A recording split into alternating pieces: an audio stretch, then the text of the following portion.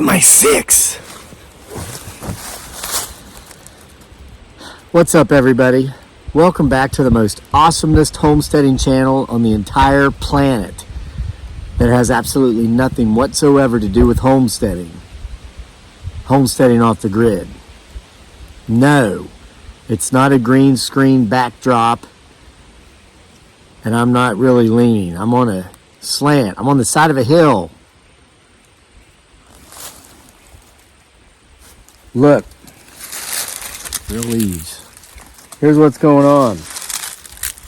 I'm actually going to read you a story today, an October Nights tale from October Nights Part 2. But I sat up here today because we're at the top of the hill, far above where I usually record, and in the last couple of videos we've been capturing movement up here. So I wanted to get closer, and this is also where potentially we've been gifted firewood recently. Okay, so get my 6. It's military jargon for watch behind me, see what you see back there. Now, how ironic would it be if today him, her, it, or they cross below us? We can't even pick them up. What would be the irony in that? The fact that today's story has to do with irony. I'm going to read you a story from October Nights 2, 31 more tales for the Halloween season from some dude named Kevin Lake. Oh yeah, that's me. Available on Amazon in print and or Kindle, or you can get an autographed copy from us personally, from me, signed to you, from our Etsy store. And the link for both places is in the description box below. So, I'm going to read you a story that correlates to today's date as of this recording, October 24. It's called Revenge is a Dish Best Never Served, originally titled A Shooter's Manifesto. Now, what's the story behind this story? The thing is about, if you think of the horror genre or the paranormal genre, the scary story genre, they say that every story's already been told. I remember when I took guitar lessons many years ago, the instructor told me, he says, listen, every song out there has already been written. Like if you have an idea for a song and you're starting to play the music and you say, no, that sounds too much like that one song, do it anyway, because there's only so many musical notes, so many ways it can be played together, but you got to make sure you change the words, right? So it's like that with pretty much any craft. So when you think of scary stories, be they paranormal, be they thrillers, mysteries, you think, well, every story's already been told. So how do I tell a new story if for the last 30,000 years that modern man has been here, everybody's heard them all? You gotta transform what has been into the current era where we've never been before. So in this story, and hopefully this makes sense by the time I get to the end of it, we're going to be dealing with Gen Zs. We're going to be dealing with current societal issues, cultural issues. Trigger warning, there is a mass shooting perpetrated in here. Details are not given, but that, because these are the things that even 25 years ago, people weren't scared of. People weren't worried about. And now, that's how you come up with the solution for how do you do something that's been done a million times before while making it seem new. I hope that I achieve that goal in this story, and with no further ado, as my beautiful bride dearly would say, aka Giggly Girl, I'll just go ahead and read it for you. I will be using my old man glasses, so you got to watch behind me. You know my method anyway. I don't look back there. Him, her, it, or they might see me looking and take off, so leave it up to you. If you see or hear anything, like that twig that just snapped, make sure to timestamp it. Wow, I can see myself now. I need to shave. I wonder what that was. All right, here we go, into our story. Well, it's official. I've been rotting away in this cell for 3 years now. I know because they locked me up on Halloween, and here we are at Halloween again. No, they don't allow me to keep a calendar or a clock or anything like that. But there's a guard that's nice enough to come around each Halloween and sneak us all a piece of candy. I got a Tootsie Roll this time, just like the last 2 years. I've got a slit cut into the bottom of my mattress where I keep their wrappers. I know that 3 years isn't hard to remember, even though those 3 years have felt like an eternity. But I know I'll lose count someday because I'm only 23 years old, and since, well, I can't get my hands on booze or drugs or anything else otherwise unhealthy, and since I exercise religiously for an hour a day every day, since it's the only thing I have to do for the hour they let me out of my cell each day, other than for meals and a shower, I know I'll probably live to see 100, and in time, I'll need those wrappers to keep count of the years. Ironically, it was also Halloween when I killed all those people. So, I mentioned irony, didn't I? All kinds of irony in this story. You know, the irony of me reading this story is I looked at the story that coincides with the same date in October Nights Part 1, and that was also a story about irony. Wow. I see a hawk, and our quails are kind of free-ranging right now, so I'm going to have to keep my eyes on that. Yes, I did it. I've never claimed my innocence, and as a matter of fact, I pled guilty at trial. My state-appointed attorney tried to get me off on reason of insanity, but then there was that 11th hour piece of evidence that came up in court that no one was ready for, least of all me. Sure, my lawyer tried to get it stricken from the record, and the judge even told the court reporter to strike it from the record. And that all sounds and looks good on paper, but the jurors were already made aware of it, and well, like they say in all those clickbait social media posts, once seen, it cannot be unseen. So yes, I admit it. I, Aiden P. Givens, the notorious Sycamore State College killer, did willfully and wantfully walk into the psychology classroom of one Professor Stephen B. Nichols, Ph.D., on the evening of 31 October 2019, Halloween night, actually, since the sun had already set, and I did willfully and wantfully shoot and kill one Professor Stephen B. Nichols, Ph.D., as well as every single one of his 27 students in attendance, one of which was my older sister, making me the killer responsible for the largest mass school shooting in world history.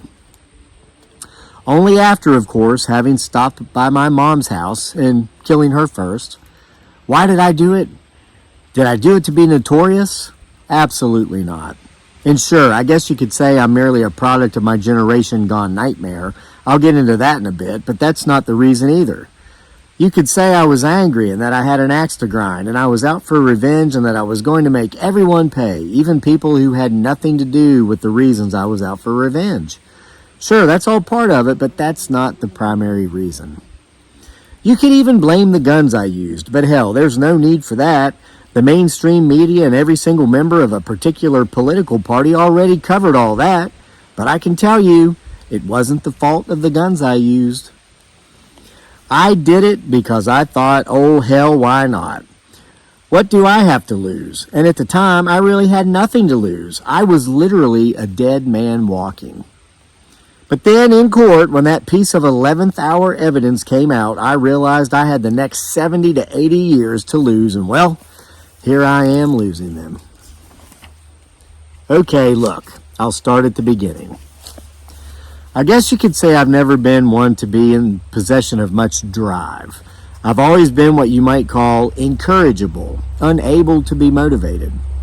As a child, I had no goals or ambitions, unless, of course, you count getting to the next level of whatever video game I spent endless hours playing after school or on the weekends, or years later in my early adulthood while mom and dad were at work and I was supposed to be out looking for a job, but stayed home instead to play said video games.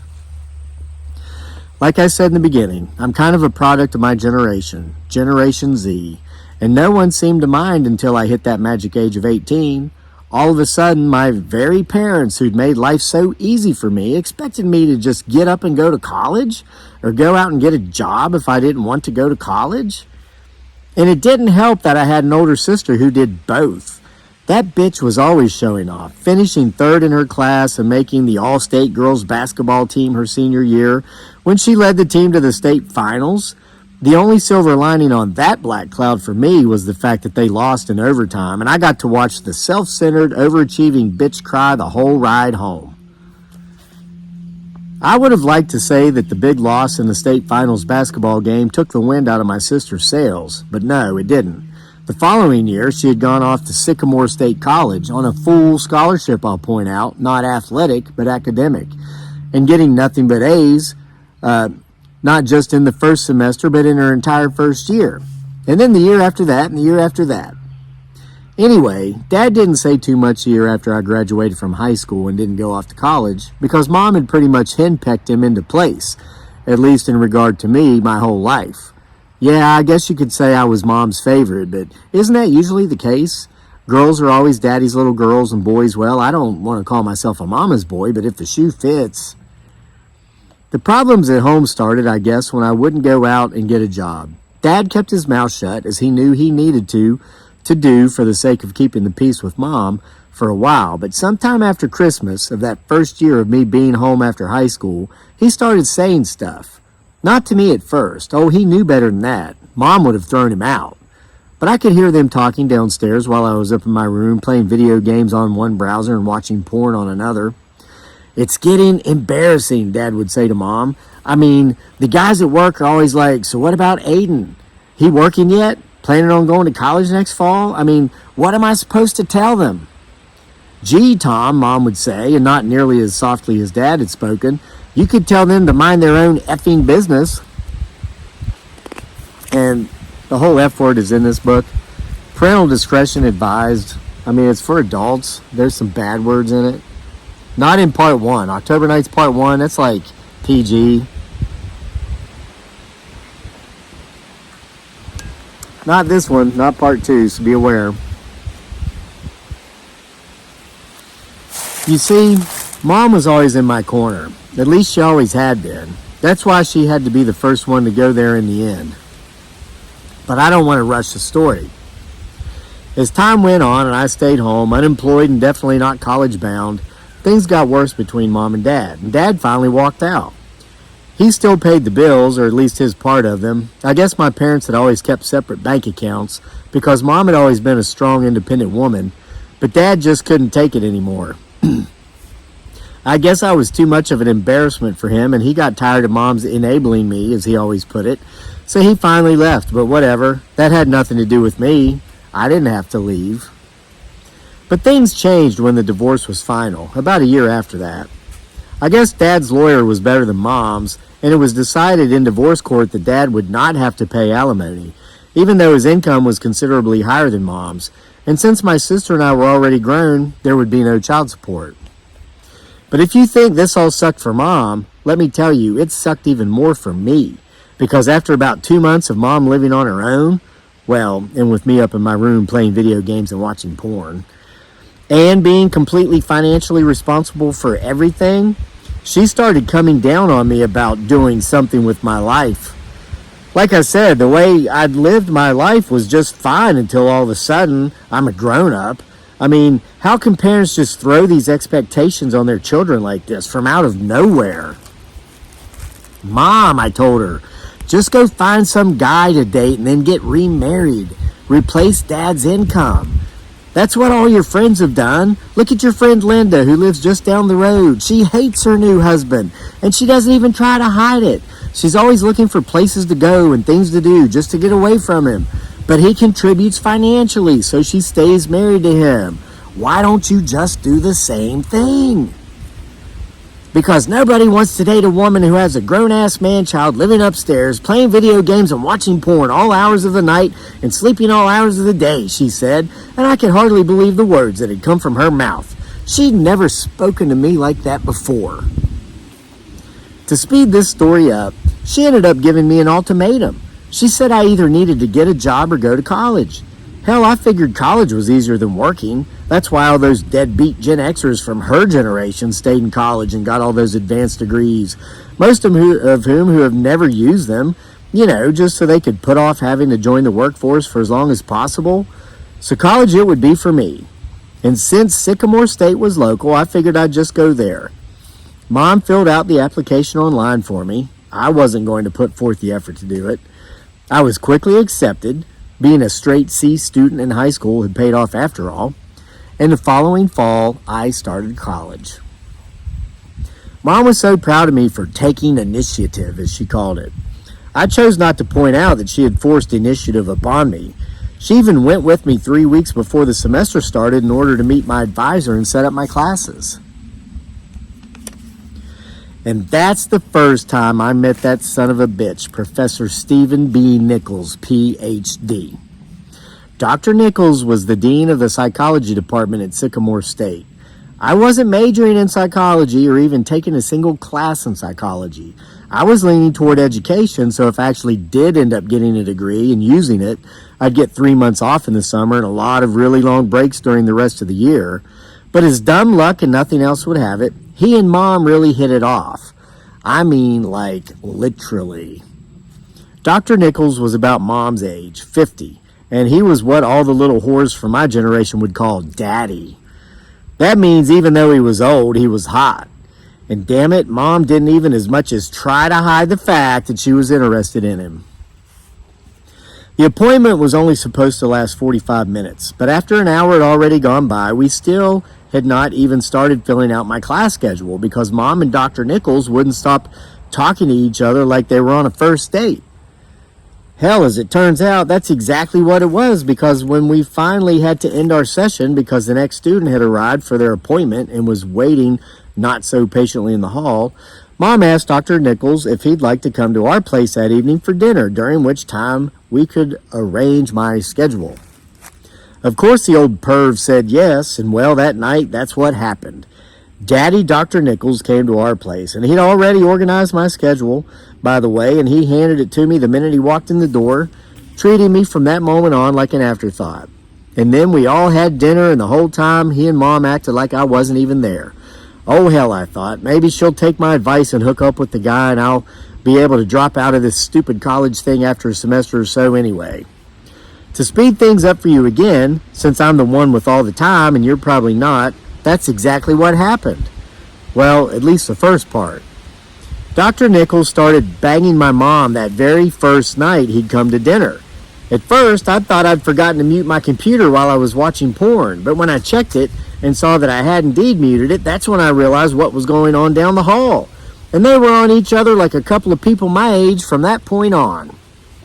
Well, I guess you could say at least like a couple of people my age and from previous generations. You see, us Gen Zers don't quite sow the oats the same way the generations before us did because, hell, even that takes more energy than we're willing to spend. I ended up going to most of my classes most of the time. I had no idea that you could actually get kicked out of class and given an F for excessive absences, but I soon found out. I hated my English 101 class because the professor expected me to read all these classic novels. I mean, I'd already seen most of the movies based on the novels, so I didn't see the need to read the books, and I didn't read the books. And when I'd go to class and that bitch professor, Dr. Roxworthy, would ask me about the book, and I told her my views, at least based on what I'd seen in the movie based on the book, she'd ask me even more questions. Questions I couldn't answer about shit like theme and plot development and all this other shit, and I didn't understand or even care about it. And when I couldn't answer, she'd start accusing me of only having watched the movie and never having read the book. I told her, why the hell would I waste my time reading the book when I could just watch the movie? All those other kids in class laughed, like I was joking, but I wasn't. Bunch of smart-ass pricks. Let me tell you, half of them in there had been in Professor Nichols' class the night I shot it up, so they had it coming to them for laughing at me in English 101.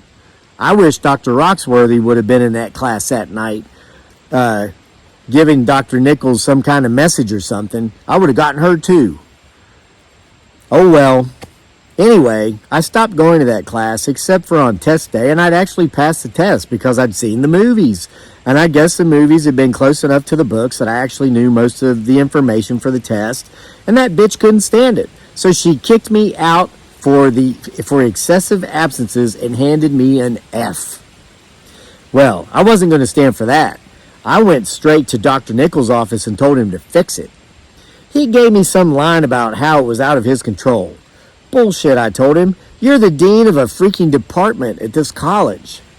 Yeah, he said, but not Dr. Roxworthy's department, and I wouldn't do anything about this if it had happened in my department, Aiden, he continued. The easiest thing you'll ever have to do in your adult life is go to class while you're in college.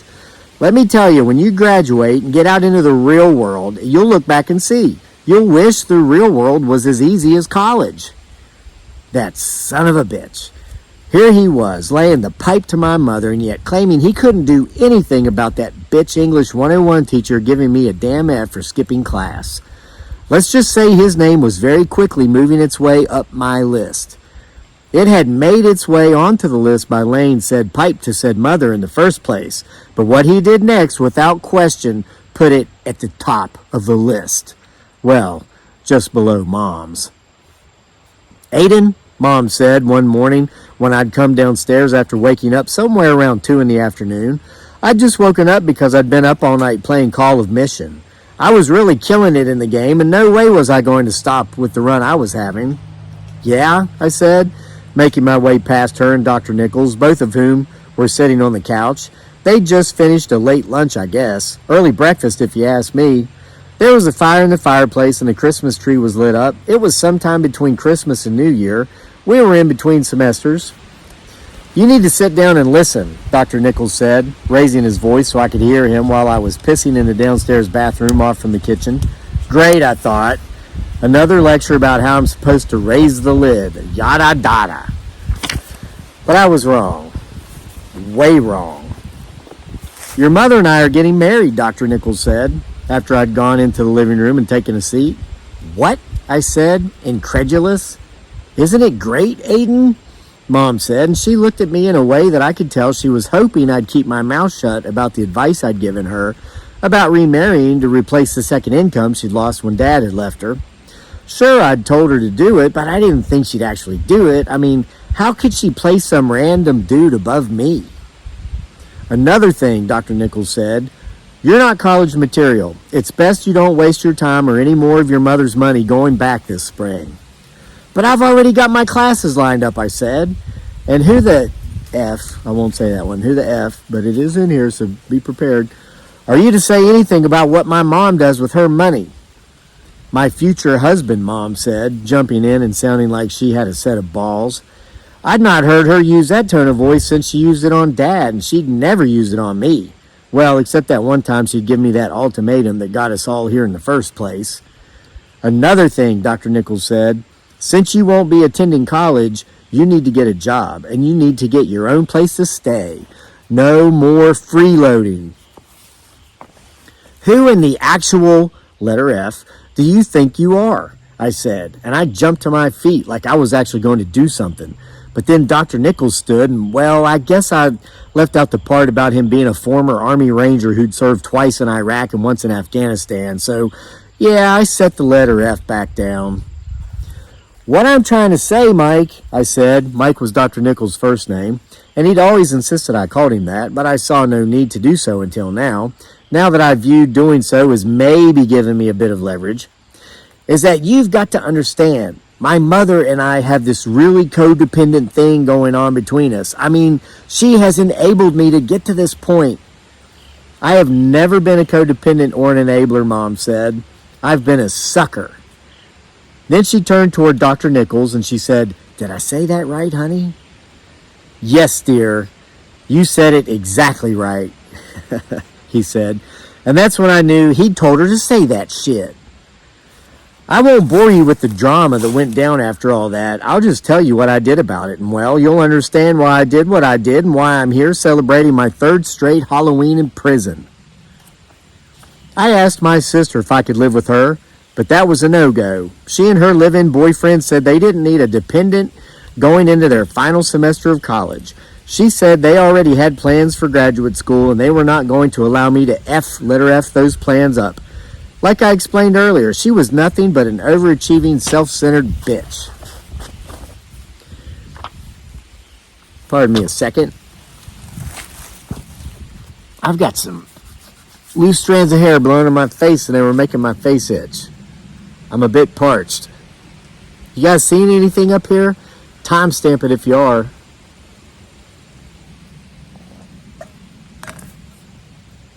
on with the story. Hope you like it.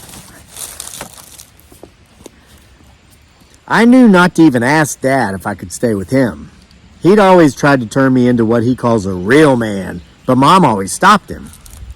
Well, I figured without her in my corner now to stop him, that son of a bitch would probably try to charge me rent and make me obey some stupid set of rules like curfews and bedtimes. I couldn't find a place of my own at first, for several months actually, and it was really uncomfortable being at home because it was so obvious that I was not wanted.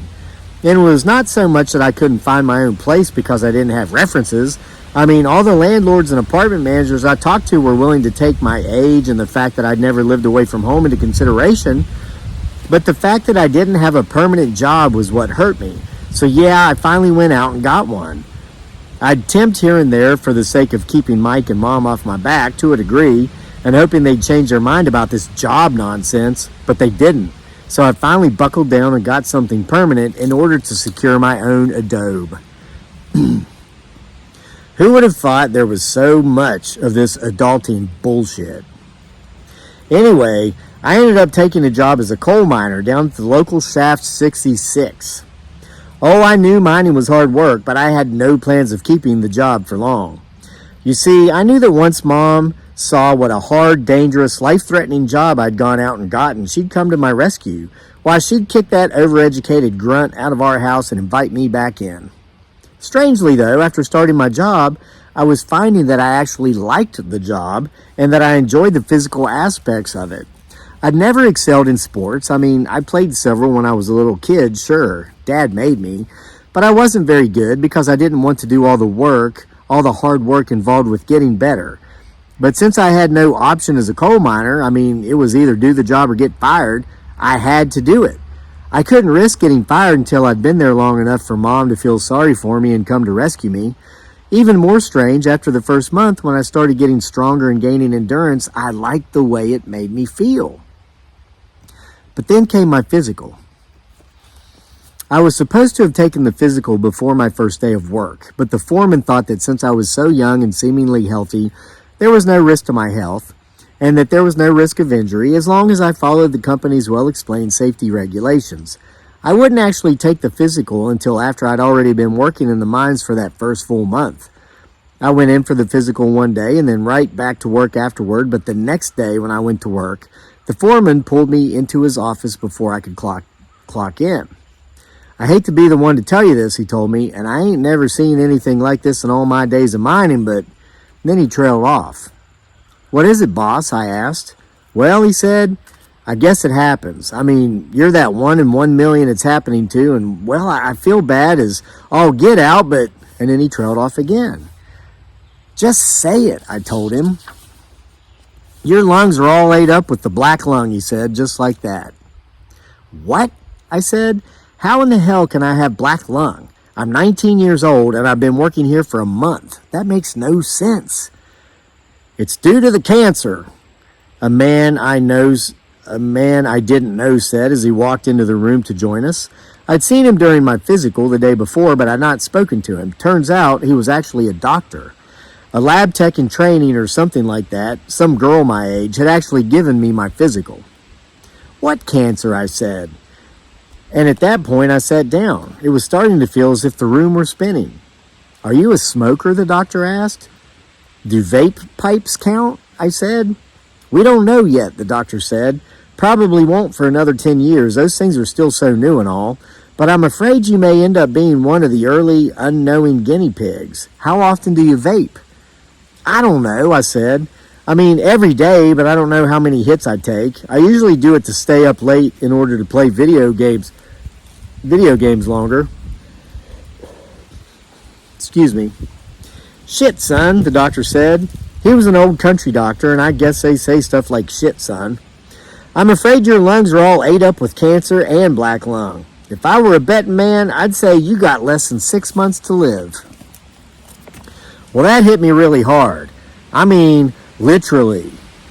Sure, I still had no life plans or ambitions, but damn, who is supposed to get news like that when they're 19 years old? Well, they say that when life gives you lemons, make lemonade, and that's exactly what I plan to do. If I was going to die in less than 6 months, I was going to make every mother letter F word who had a hand in me coming down with this black lung shit and cancer pay. I mean, sure, I'd taken the job in the mines, but only because I'd been forced to. And yeah, I chose to hit those vape pipes, but Mom knew I was doing it, and she didn't make me stop. Hell, she's the one that bought them for me, even when Dad directly told her not to. And that's why I did what I did. I went and took care of Mom first, just to get her out of the way, and for having the audacity to replace me with that prick professor. And then I drove up there to the college, and I marched right into Dr. Nichols' class, nay, Mike's class, and I blew him away next. And then my sister, who was in his class, because I knew she'd be the one to put up the biggest fight, because she'd never put up with any of my shit. And then I just started blazing away at all the rest of the students. I'll save you the gory details from this point on, because you've probably already seen them over and over in the news, no doubt. Anyway, I just dropped my guns and waited on the cops when I was done. Like they said in the news, I had 3 guns, all legal and registered, and all family hand-me-downs. And not a single one of the 3 whispered in my ear and told me to do it. It was all my choice. I knew I was going to be dead in a matter of months, so I didn't even try to come up with any excuse for having done what I'd done other than the real reason at trial. Mom and Dr. Nichols had expected me to man up and get a job and get my own place. After telling me I wasn't college material, and my sister wouldn't even let me, her only brother, nay, her only sibling, live with her. And all those other kids, like I said, half of them had laughed at me in English 101. I'm sure the other half had laughed at me somewhere sometime for something. My state-appointed defender was trying to get me off on reason of insanity, and it looked like things were actually going well for him. I mean, you'd have to admit that anyone who did what I did was insane. I still stuck to my story, however, because it was true. And I looked those jurors right in the eyes when I told them that I did what I did fully on purpose and with full knowledge of what I was doing, because I knew I was dying of both cancer and black lung anyway, so why the hell not? But then came the 11th hour piece of evidence. The prosecutor submitted the results from my physical. I knew this would prove that I'd been honest from the beginning and that it didn't matter if I was convicted or not, because either way, I was going to die. Yes, they do have the death penalty in my state, but I knew the cancer and black lung would take me out first. However, it turned out my foreman and the doctor had read me the results from the wrong physical. They'd read to me the physical results of a 62-year-old man who'd been working at the Shaft 66 for more than 30 years and who'd smoked 2 packs of cigarettes a day every single day for every one of those more than 30 years. It turns out he and I had the same first and middle initials and very similar last names, whereas I am Aiden P. Givens, therefore A.P. Givens. This man's name was Arden P. Given, therefore A.P. Given. Objection! My lawyer screamed when this evidence was introduced. This evidence was never made available to us before trial. Since that was true, the judge told the recorder, like I said at the beginning, to strike that part of the proceedings from the record. But the damage had already been done. Again, all that legal mumbo-jumbo looks good on paper, but as I said before, and like all those clickbait social media headlines proclaim, once seen, it cannot be unseen. What kind of real jerk would make such social media clickbait headlines just to lure in views, probably just to make money?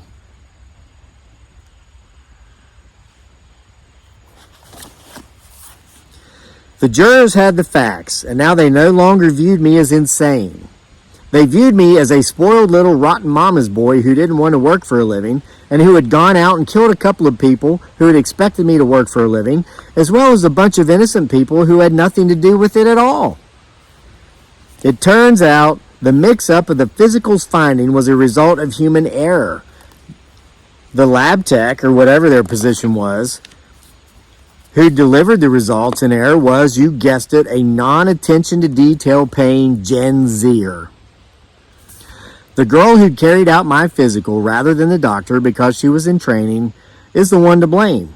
I'm sure when she was filing and organizing the paperwork, she was doing so with one hand while holding her smartphone and scrolling through social media posts or texting someone with her other hand. So like I said earlier, in more ways than one, you really could say I'm a product of my generation gone nightmare. Times two, really, if you count my part in it and that lab tech's part in it. Needless to say, the jury came back with a unanimous verdict. Guilty. And though I begged the judge to execute me because they do have the death penalty in my state, like I already said, he said that execution would be too easy on me, and he sentenced me to 27 life sentences, one for each of my victims, all to be served consecutively. But hey, like I said earlier, when life gives you lemons, make lemonade. Sure, there's no multi-browser action for me here, video games on one browser and porn on the other. But the spank tank between my ears is full from all those years of viewing plenty of porn. And I've found out that this reading thing that bitch Professor Dr. Roxworthy used to try to get me to do ain't so bad after all. I've actually learned to love it more than I ever did playing video games. I've discovered a pretty neat series of books about Bigfoot Sasquatch of all things, written by some crazy mother letter F-worder who thinks he's actually got one of those things living in the woods behind his house.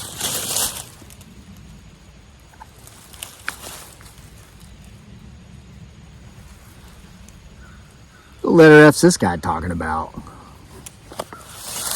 I mean, we all know that shit's fake, but it makes for good reading, and the guy seems to be pretty prolific in his writing, so I'm always waiting around anxiously for the next volume of his Bigfoot Sasquatch Files series. Available in print and Kindle on Amazon. Link is in the description box below. There are 15 volumes thus far in said series.